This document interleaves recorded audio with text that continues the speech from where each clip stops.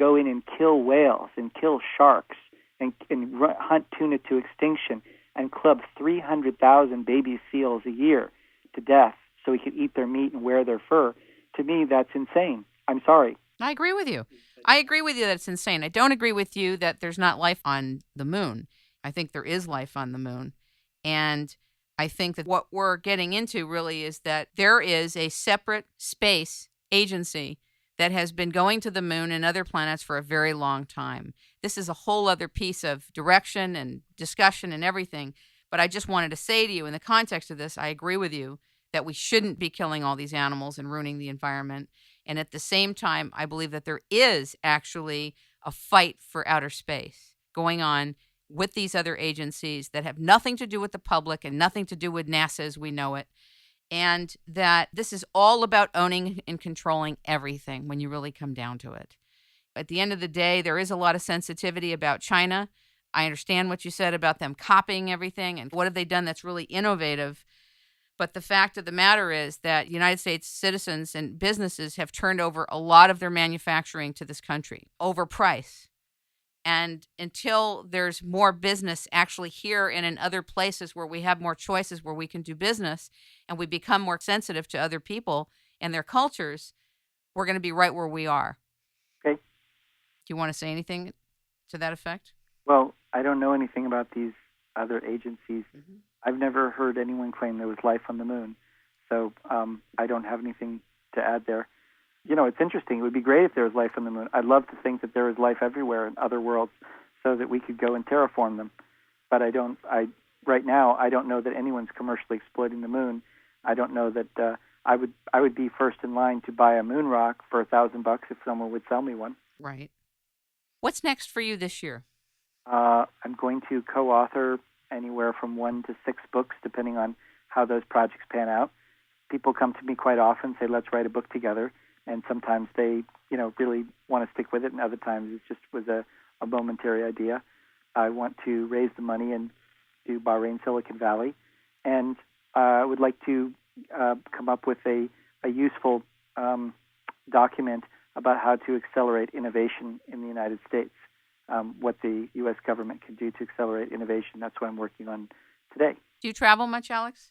I travel often, and this year I should see 6 countries that I've never seen before. I've been to 59 countries. Cuba was number 59 when I went last year. Wow. Where are you going?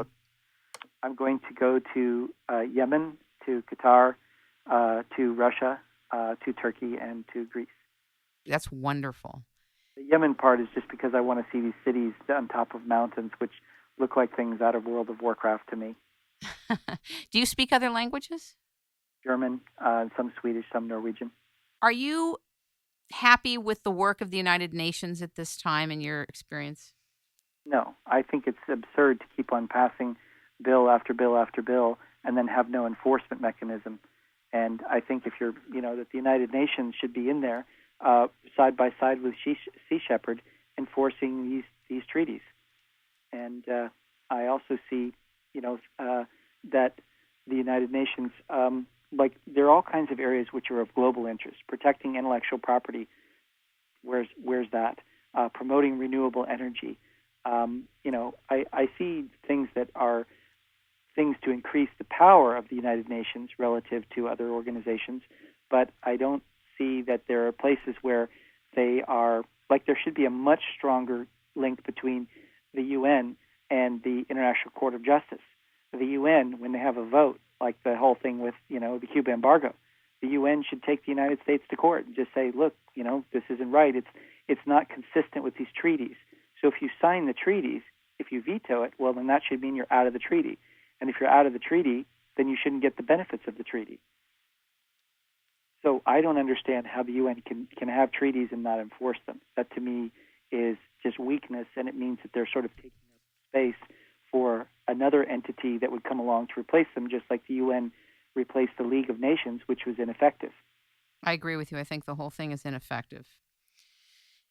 It's too large and too bureaucratic and too cumbersome, and I'm not sure I trust the agenda of the UN in general. I don't think they deliver much. It's so focused on things with Israel, and yet I look at Israel versus Palestine, and I go, the key things seem to be missing. I have one issue that that I find to be extraordinarily unreported, which is not the settlements themselves, but which are controversial enough, but I'll have nothing to say about that, but that the roads that are made to the settlements, they cut through existing property that other people own, and they have a 1 kilometer exclusion zone.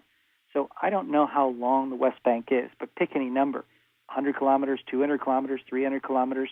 If you make a road and you give it a 1 kilometer exclusion zone, it doesn't take very many of those to slice the whole country or half of a country or whatever you want to say about it into something like if you have an egg and you put one of those egg slicer that makes all the things, it's impossible to have a viable country where other people can make 1 kilometer wide exclusion zones through your territory. And I just don't understand how it can be that we say that there's going to be a solution for Palestinians and there's nothing there for Israelis. So I look at the fact that Israel has the unreserved 100% backing of the U.S. Israel does things that are, like, I believe in property rights. That's why I emphasize the Moon Tree. I'm being entirely consistent with a core American principles of property rights. If the U.S. backs a nation that doesn't respect property rights, like you have an olive grove or something, and then that's destroyed by this road, well, then, of course, people are going to be mad about that. And then the United States is going to find itself creating enemies all over the world and going, well, tough. But I think that the United States is best off if we enforce principles. Like, for instance, if we're going to be backing a country, it should have property rights.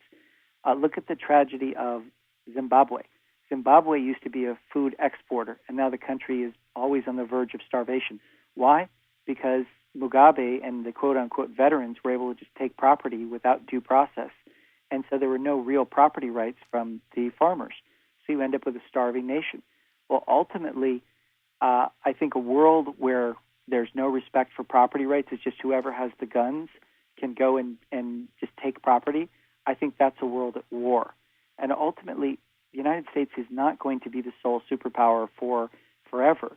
And we should try to put in place principles that will lead towards a peaceful world so that we're not having to have the double burden of not being a superpower and still having to go in and fight in all these places where we have allies, where our allies haven't respected property rights. So there's no end to the conflict.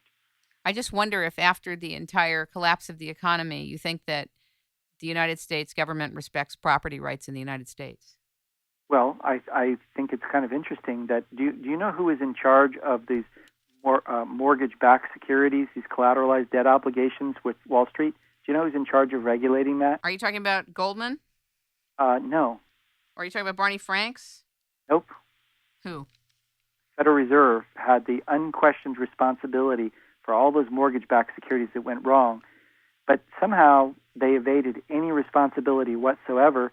And in the Obama Wall Street, I don't even remember what it's called, but something about there was something about fixing Wall Street, and the idea was that consumer banking would go into the control of the Federal Reserve, which is humorous because you go, well, why would you reward an agency that won't let you audit its books and which was basically responsible for the regulatory failure of the decade? Why would you give them more responsibility? First of all, they don't have to answer to anybody.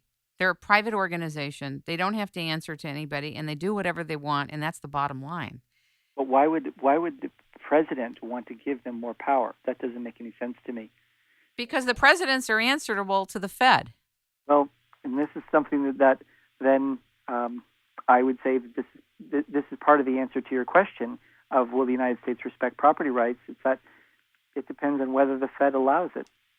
I think the Fed has no interest in the U.S. economy in terms of property rights. Well, it's very clear to me that they're picking up stakes and planning to put more emphasis overseas. I mean, look at how much money they transferred overseas. With this $3.3 trillion going to foreign banks, which was never disclosed prior. To me, they're just buying controlling interest in banks all over, and they're acting exactly like a corporation that has a dwindling legitimacy in its home market. It's looking to expand abroad and have, fresh grounds for exploitation. Only the Fed as a corporation has its foothold in everything. We're doing a piece tomorrow on the Federal Reserve, an entire show on it. Wow. Okay. Well, Alex, it has been very interesting to listen to you and to hear about your work and your